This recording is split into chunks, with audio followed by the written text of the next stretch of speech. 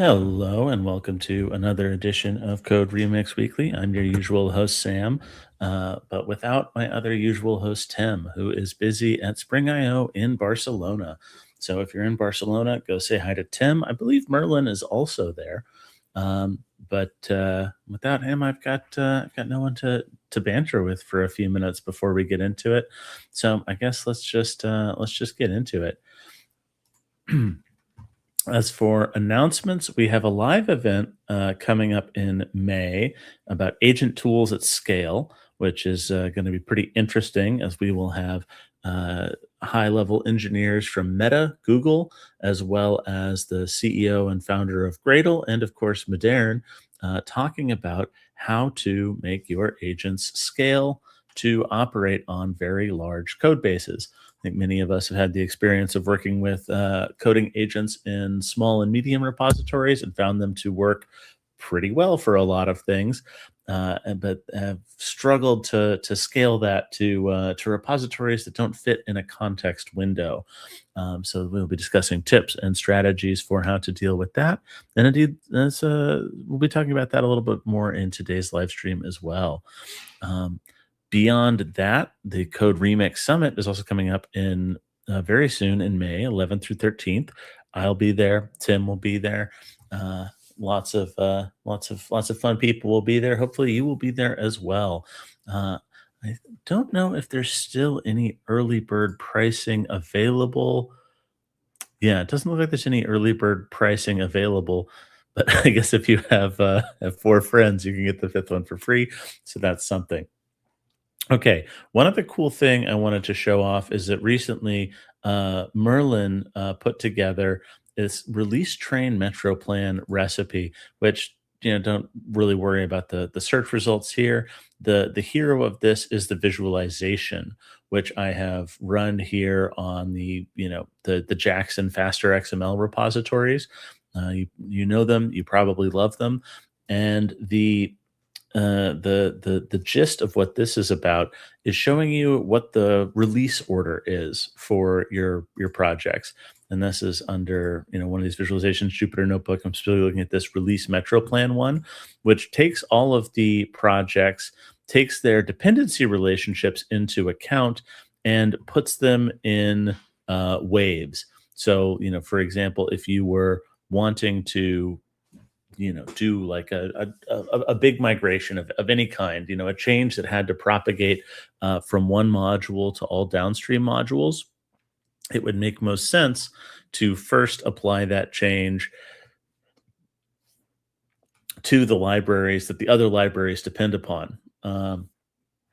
You can't update, Jackson data bind without updating Jackson core first, right? So if you were, upgrading, a Java version or, a version of some library that these guys use, you would want to, get it done in wave zero first, because, wave one, wave two, wave three, wave four aren't going to be able to, compile or take advantage of those, of the new framework or library or migration or just release order that you're putting them through, unless you're proceeding in dependency order, or in release order, as I'm kind of putting it here.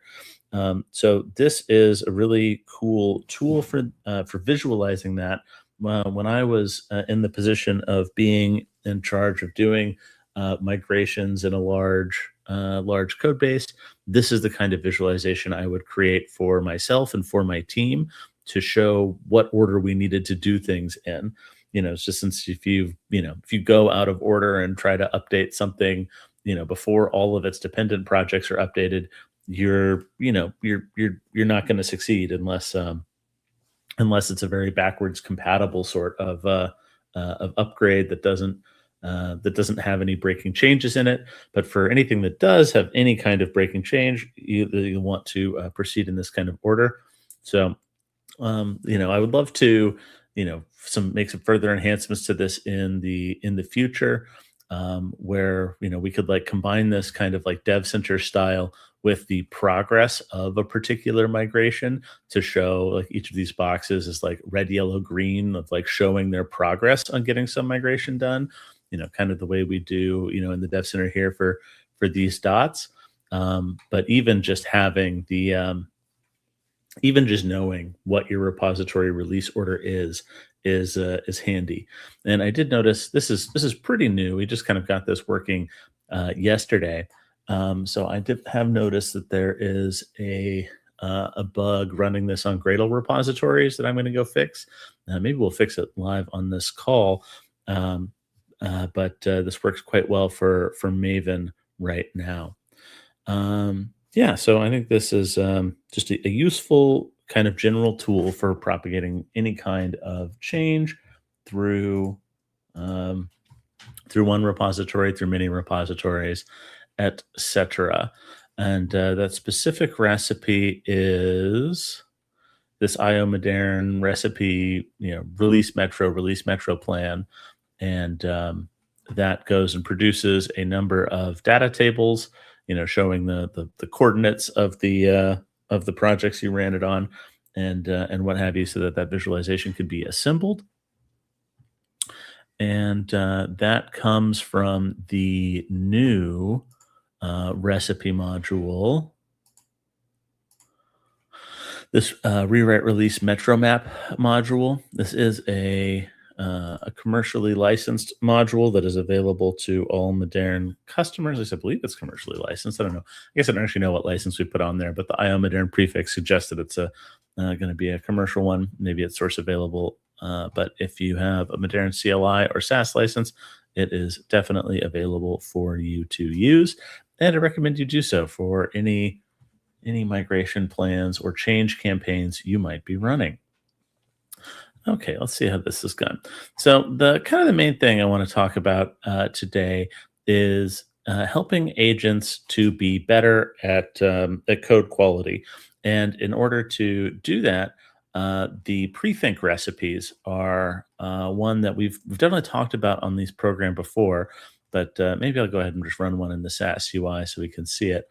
Um, see the results there. Well, I mean, I just ran it here in the console, and what we have um, is a patch file showing what prethink update prethink context no AI starter has output for us in this patch file, which I'm going to go apply in a second,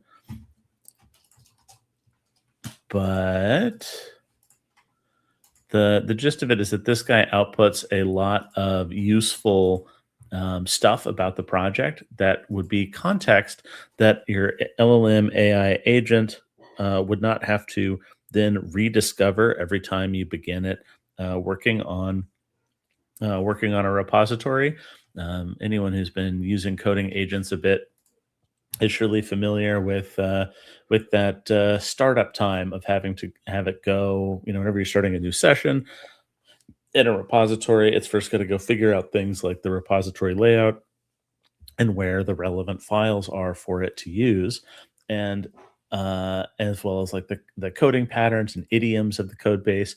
So the idea here is to use recipes to pre-populate a lot of that stuff, to do things like pre-populate naming conventions, showing what kind of like prefixes are used on fields, is, find, create, these kinds of things, uh, to show it what kind of, stuff about the project identity, like listing out project structure, things about here's coding conventions again, things about error handling patterns, the usage of exception handling versus dealing with return codes or using optional or what have you, citing, examples of how like the logging is done, uh, all in order to, help the AI agent to quickly become familiar with how it should operate within a code base, so you can cut down on the time and tokens that are going to be used when it first is getting started with a task, and then continually while working on that task. So I'm going to go ahead and apply the changes here.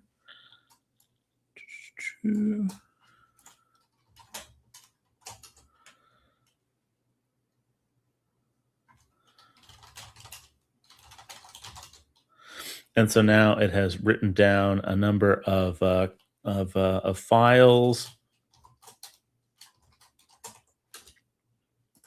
which are going to be there to including, adding the section at the end, talking, which is going to be added to the existing Claude.md in this case, because Claude is what we typically use in this repository, telling it how to use the prethink generated documentation, uh, pointing out where the context files are and instructing it to take a look at these files in order to have like a clam or a cal sorry, not a clam, a calm architecture diagram, which probably doesn't show much for this repository since, yeah, this is a, not an HTTP service, but if this is a web server, that would have more interesting things in it.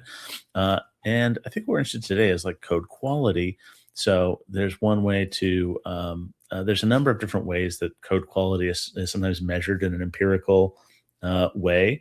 Um, things like weighted methods per class or tight class cohesion or coupling between objects or maintainability index, and none of these are like concepts we've invented.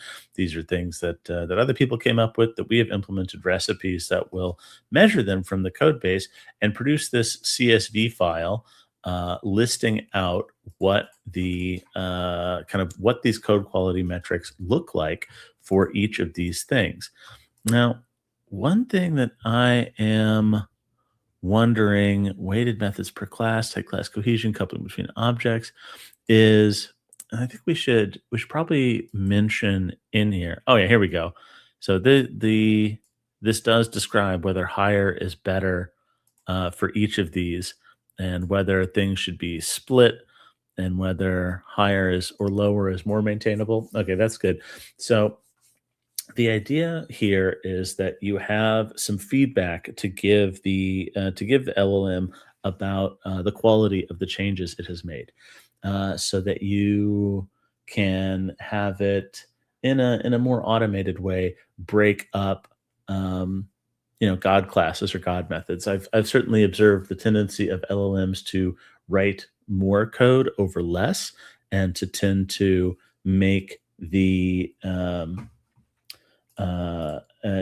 make things more, to always add more code to solve a problem. And so this is a way that we could have an LLM um, inspect the quality of its own work. So let's see, maybe I'll just open up.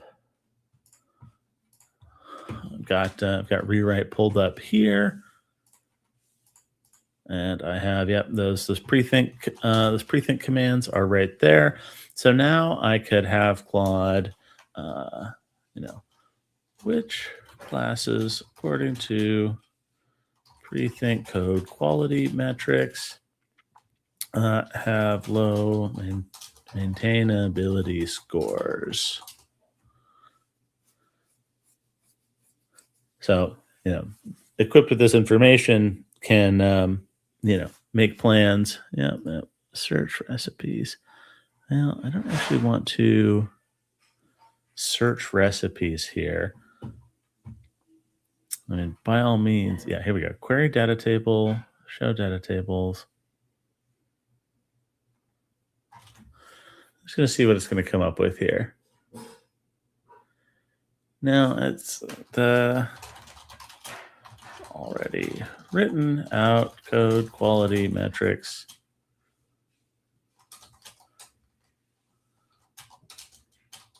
These, and query those.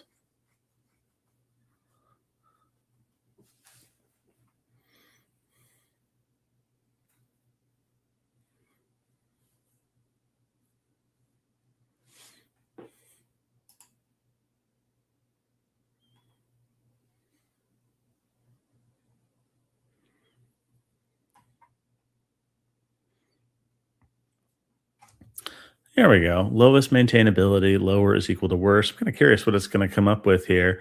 Uh, yeah, change import, order imports, Docker from test, the CS and JS trees. I'm not too surprised that these guys, the classes that define the LSTs, it lists is a little bit difficult to maintain, as these tend to be quite long and repetitive. The CS one has almost 9,000 lines. The JavaScript one has 5,000 lines. I wonder why it didn't. I'm curious about the code quality metrics for J that these guys extend. Yeah, I'm also curious to take a look at change import.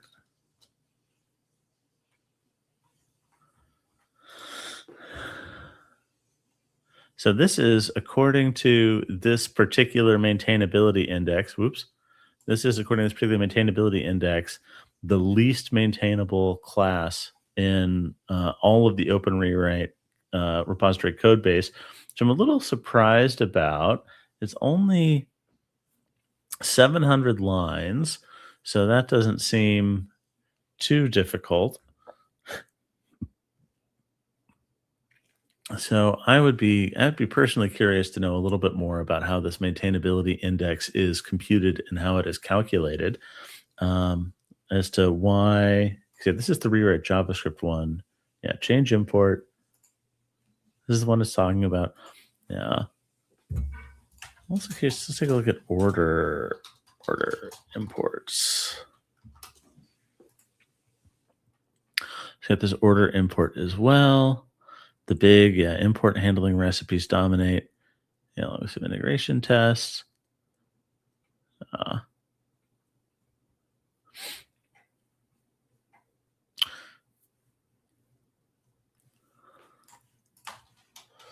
so I'm curious to look up maintain ability index code quality.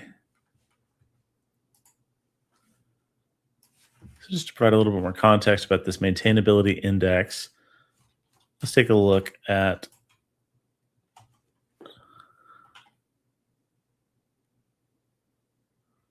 what the documentation means for this. Formula ranged. It's talking about low maintainability, moderate, good maintainability. How does it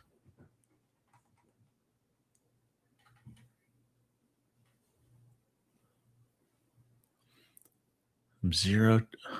Use this formula meant that it ranged from 171 to an unbound negative number. And I could see why they would want to couple this in a range from 1 to 100. Okay, so this is talking about Halstead volume compared to cyclomatic complexity and takes into account line of code. So now I am curious about Halstead volume. The Halstead complexity measures are software metrics induced by Halstead as part of a treatise on established empirical science of software development. So we're specifically using the Halstead volume. So the Halstead volume is a quantitative metric that measures information density. How much information does the reader of the code have to absorb? So it's the length of every operator used and the total count of every operand used and the number of unique operators plus the number of unique operands. So this is, counting. Yeah. Yeah, good science sounds. So we've got, final, if, mathematical operators, punctuation, instance creations are operators, they're actions, and then all the fields and variable names are data. So this is probably citing these classes as being particularly complex because they have a lot of operations that are going to compare the different imports to one another in order to order or change the imports. That's interesting. I don't think that I personally look at this and think that this is, the most complex or the most difficult code I have ever seen, or even necessarily what is hardest to like work with within the code base.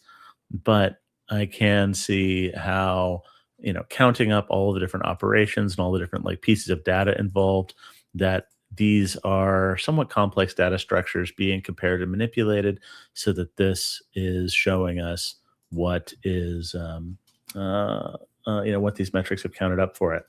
All right, that's cool. What, which classes, oops, Full line code completion. No, I don't really care about the line code completion. Which classes have the highest cyclomatic complexity?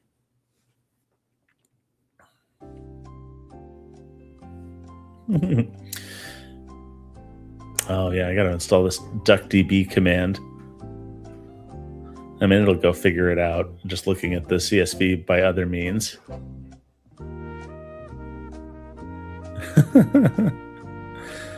Yeah, now this matches my intuition, my understanding of this code base for which classes are have high cyclomatic complexity. Kotlin free parser visitor, JavaScript parser visitor. Maybe let's just look up a definition of cyclomatic complexity as uh, do, do, do, talking about the complexity of a program, quantitative measure of the number of linearly independent paths through the program source code. Yeah. So every time you've got, an if else that creates a branch, creates another path. This is, closely related to like having a control flow graph of the program. And so, anytime you've got, an if statement or something that introduces a new branch that the program could go down, you are increasing the cyclomatic complexity of that code. And so that lines up for me with, you know, Kotlin tree parser visitor. This is part of the Kotlin parsing code, integrating with the Kotlin compiler. We've got 5,000 lines here and quite a number of control flow statements to try and turn the Kotlin compiler internal representation into the open rewrite representation of that code. Type utils. I'm surprised to maybe a little surprised to see type utils on this list. I don't think of this guy as being super complicated, but then again, I mean, there are a number of difficult comparisons involved in talking about the equality or extension or what have you of types. So maybe I shouldn't be surprised to see this on the list, as any kind of type comparison is talking about comparing two graphs of type information with each other in order to um, make sense of what properties they share or do not share. So yeah, just looking at this code, we're definitely seeing some high cyclomatic complexity going on here as we just are nesting if statements and loops together in order to account for all of the different possibilities here. This is kind of fun, getting to take this look at the code and see what is going on. And so, I don't have a big change queued up, but we could, easily tell Claude if we were, making a big change here, we could say, at the end of the current,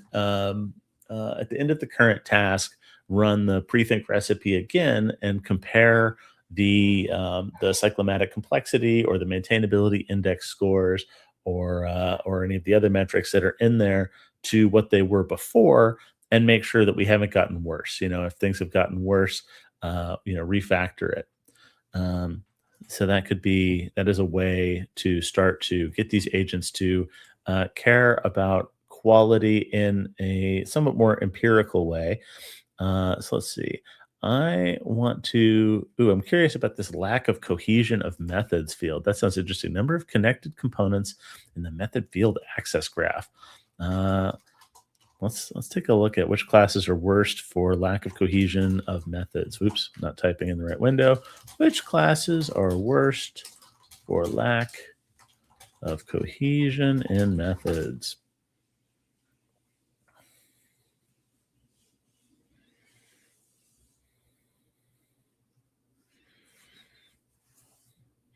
Yeah, the various visitors, yeah, inherently low cohesion by design, visitor dispatch classes, to worst cohesion, each method operates on disjoint fields. Yeah, this makes a lot of sense to me that these would operate this way. It's very intentional that the visitors are designed this way. So this is a good illustration of how you could not just you wouldn't want to you would want to pick out the quality metrics that make sense for your design space. You still wouldn't want to just say, hey, Claude, go implement this change and then make sure that the result is not worse on any code quality metric than it was before, as like all of these visitors were very much designed in this way, right? And like it says, each method operates on disjoint fields. The purpose of a visitor is kind of like to cover every possible field with one specific thing. Um, so this so even if you have some an empirical measure of code quality uh like method cohesion, there are times where it is a deliberate and intentional design choice to violate that metric. Why don't we say excluding visitor classes? Which other classes have uh, worst cohesion scores?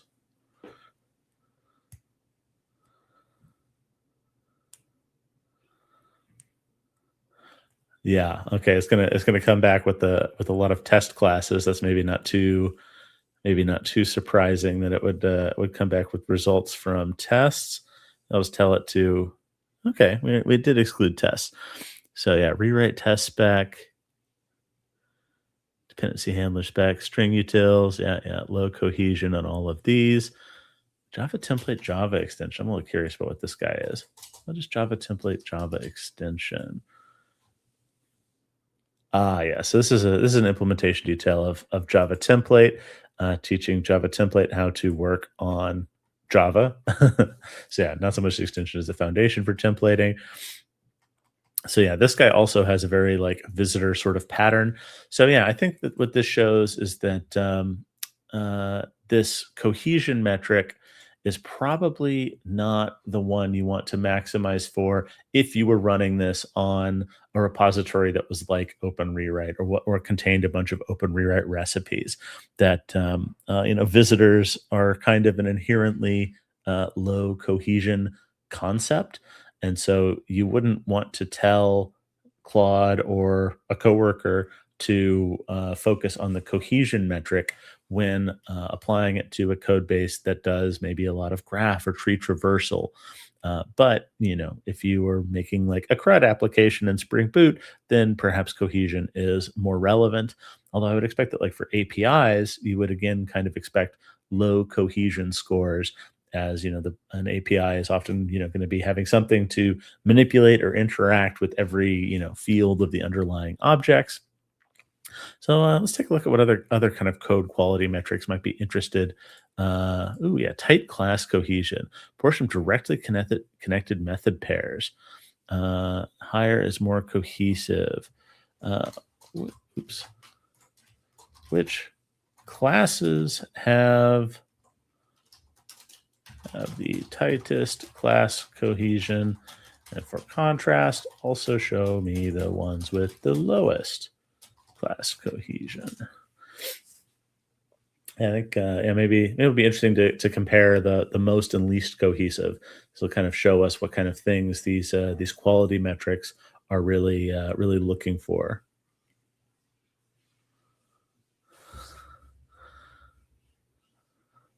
Yeah, so the tightest cohesion classes are the ones where every method pair shares state. So if we go look at like delegating execution context, this is a class.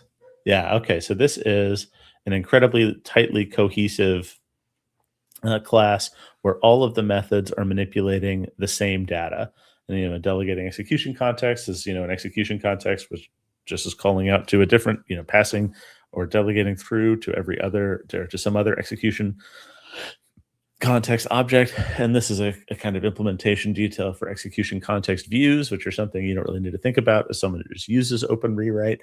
But they are ways that we make type safe accessors around the stuff inside an execution context, which is just a bare map of object to object. Yeah, and so something like flag is going to have high cohesion. Yeah, every method is touching the same data. And then yeah, group artifact version. That makes sense that these are all very cohesive, as all the methods in here are going to be doing something with these group artifact version, and usually all three fields. Okay, so this is showing us a good example of tight cohesion in method code. Small focus classes. Yep. And then again, we kind of have the really low cohesion classes or the visitors where, no method pair share state with any other method pair. Since, as a visitor, we have one visit method for each kind of like field or each kind of thing there is. So these are very deliberately not cohesive in their design. That's interesting. Let's see. Let's look at this coupling between objects metric. Uh,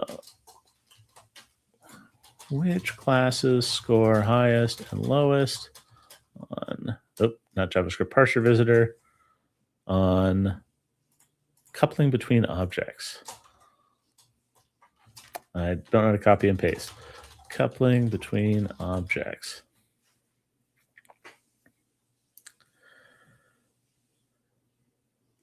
This is kind of fun, just seeing what these different metrics can tell us um, about the classes in a code base I'm familiar with.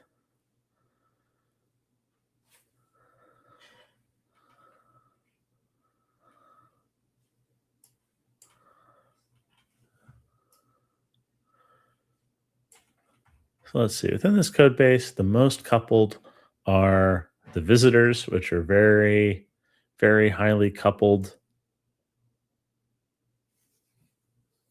to their AST types, which makes a lot of sense. They are by design extremely coupled to those types. JavaScript parser reaches 199 distinct types. And then the most decoupled,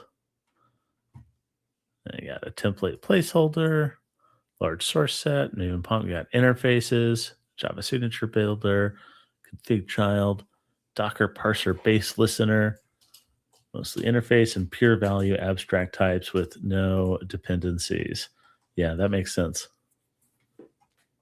Antler generators only depend on their one parse context type. Yep, makes sense. Let's see. Field count, method count, source count. Which of these might be interested? Yeah, just number of lines, source path, weighted methods per class. Wonder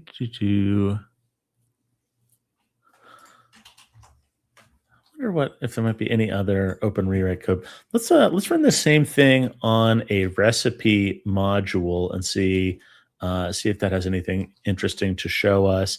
Maybe if I go from here to, say, go rewrite testing frameworks and see to go build an LST for this file for this project, which hopefully won't take too long. This is a small, medium-sized single kind of recipe module here.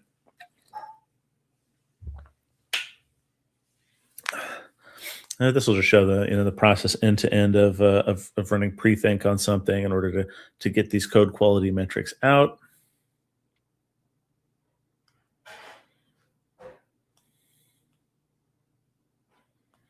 Okay, we've got an LST for this guy. I've already set pre-think as the active recipe, but if I hadn't already, I could tell it to search the recipes that mention pre-think, and I'm again running the no AI version, which includes no usage of any LLM model. And for producing this data, it's all empirical and deterministically produced. And yeah, we'll have to go fix this warning before we, do another release of the CLI, since I'm running off of snapshot builds right now.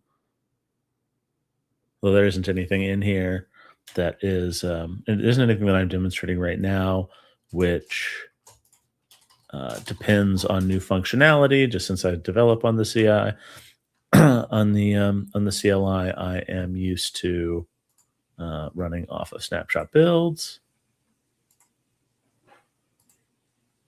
Okay, so here's testing frameworks, where I have some work in progress to fix a bug in one of the recipes, but that's not what we're here for right at this second. Bring Claude, and I was kind of, let's see, move to,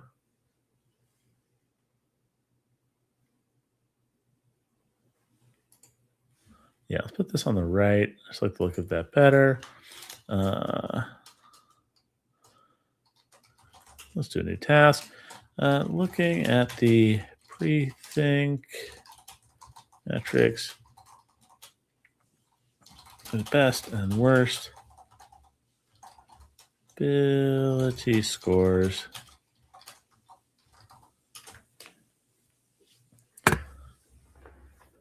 Yeah, I'm curious what this is going to tell us about a recipe module, since you watching might be recipe developers yourselves. Yeah, I still don't have DuckDB installed, so it'll just go figure that out with. I also don't have SQLite 3 installed. I guess I should go install those for later. Maybe while that runs.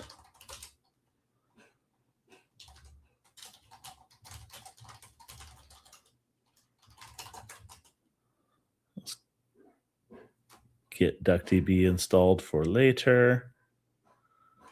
Yeah. All right, so next time we try this, we'll be able to use DuckDB. But even if you don't have any of these things installed, you can go use Python to go read the CSV files.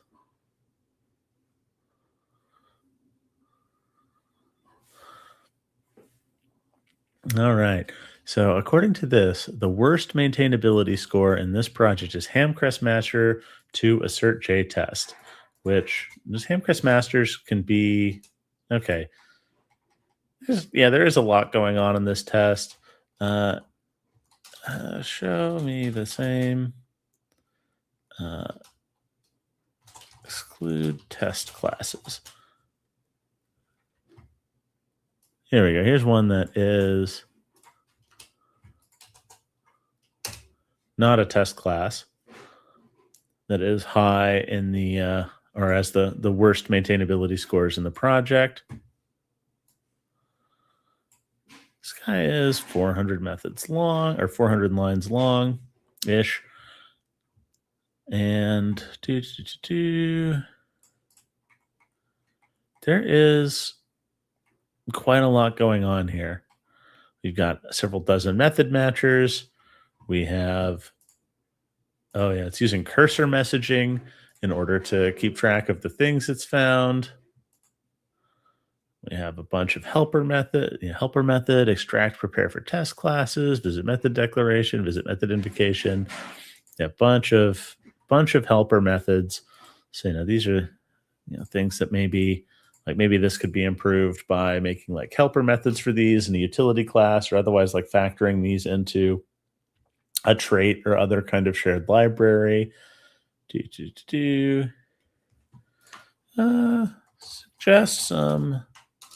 Suggest changes to power Mockito mock static to Mockito. I kind of regret trying to type this whole thing out. Wait, is it still in my clipboard? Yeah. Which would improve its maintainability score. I'm curious what Claude would suggest for this.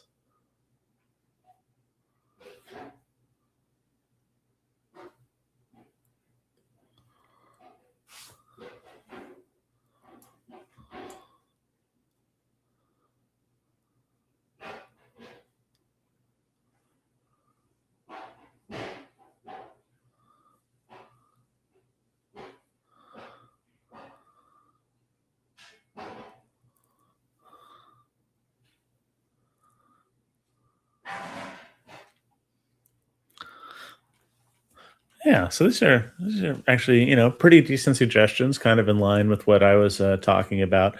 Extracting things into helper classes or methods, or break this up from one long class into several classes. Yeah, extract, prepare for test classes is one I mentioned. 3 instance of branches of densest part. Yeah, extract a mock type field record value class. Yeah. Small value object identifying class expression. Reduces operand count and clarifies intent. Yeah, I think these are frankly some pretty good suggestions for what we could do with this class. So, I think this kind of demonstrates how you can use information with Prethink to either yourself ask questions about the quality of your code base and see find things that you might want to change, uh, as well as how to prompt your LLM to take these things into account itself with its own changes, and how you could maybe get started on improving the quality of your code bases. Again, if you're working with LLMs, they tend to work best with smaller context windows, or with less stuff needed to be loaded in the context window in order to make changes to the code base.